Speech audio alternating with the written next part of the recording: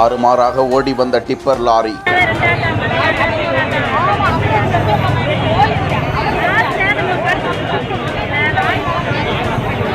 ஆட்டோக்கள் மீது மோதி வீடு மளிகை கடைக்குள் புகுந்த பரபரப்பு.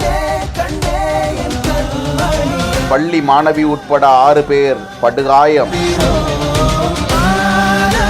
மதுரை மாவட்டம் உசிலம்பட்டி அருகே செட்டியப்பட்டி கிராமத்தில் பயணிகளை ஏற்றிச் செல்ல சாலையோரத்தில் அபய ஆட்டோக்கள் நின்றிருப்பது வழக்கம். இந்த நிலையில் காலையில் பயணிகளை ஏற்றிச் செல்ல நின்று கொண்டிருந்த அபய ஆட்டோக்கள் மீது தேனி மாவட்டம் ஆண்டிப்பட்டியில் இருந்து சாண்ட் மணல் ஏற்றி வந்த டிப்பர் லாரி திடீரென கட்டுப்பாட்டை இழந்து சாலையோரமாக நின்று கொண்டிருந்த ஆட்டோக்கள் மீது மோதி அருகாமையில் இருந்த 2 வீடுகள் மற்றும் மளிகை கடைக்குள் புகுந்து விபத்துக்குள்ளானது. விபத்தில் ஆட்டோவில் அமர்ந்திருந்த ஆட்டோ ஓட்டுநர் விமல்ராஜ் படுகாயமடைந்து உயிரிழந்தார். இடிபாடுகளில் சிக்கியவர்கள் உசிலம்பட்டி தீயணைப்புத்துறை வீரர்கள் மற்றும் பொதுமக்கள் உதவியுடன் 1 மணி நேர போராட்டத்திற்கு பிறகு ஒரு பள்ளி மாணவி, அவரது தந்தை தவராஜா, மலைராமன், அறிவழகன், மலைராஜா, விஜயகுமார் உள்ளிட்ட 6 பேர் படுகாயமடைந்த நிலையில் அவர்களை மீட்டு உசிலம்பட்டி அரசு மருத்துவமனைக்கு அனுப்பி வைக்க அங்கு அவர்களுக்கு தீவிர சிகிச்சை அளிக்கப்பட்டு வருகிறது. உசிலம்பட்டி தாலுகா காவல்துறையினர் வழக்கு பதிந்து விபத்தை ஏற்படுத்திவிட்டு தப்பியோடிய லாரி ஓட்டுநரை தீவிரமாக தேடி வருகிறார்கள்.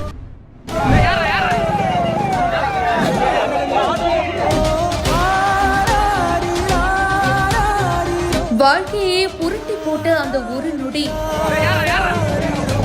கண்ணிமைக்கும் நேரத்துல நடந்த கோர விபத்து. 2 இருசக்கர வாகனம் நேருக்கு நேர் மோதி மாணவன் பலி.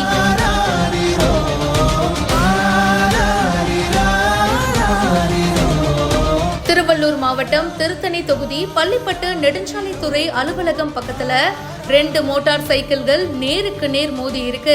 இதுல திருத்தணி கலை கல்லூரியில பொம்மராஜ்பேட்டையை சேர்ந்த துளசிராமன் அப்படின்றவரு பள்ளிப்பட்டு தாலுகா ஆபீஸ்க்கு தன்னுடைய ஆதார் கார்டை திருத்துறதுக்காக தன்னுடைய நண்பர் சந்தோஷ கூட்டிட்டு போயிருக்காரு. அப்போதாங்க இந்த கோர விபத்து ஏற்பட்டிருக்கு. 2 இருசக்கர வாகனம் நேருக்கு நேர் மோதி இருக்கு. அண்ட் இதுல துளசிராமன் சம்பவ இடத்திலேயே இறந்து போயிருக்காரு. அவர் கூட அவருடைய நண்பர் சந்தோஷ் படுகாயம் அடைஞ்சிருக்காரு. இதுல இன்னொரு மோட்டார் சைக்கிள்ல வந்த சதீஷ் அப்படின்றவரு படுகாயங்களோட அரசு மருத்துவமனையில தீவிர சிகிச்சை பிரிவுல இருக்காரு.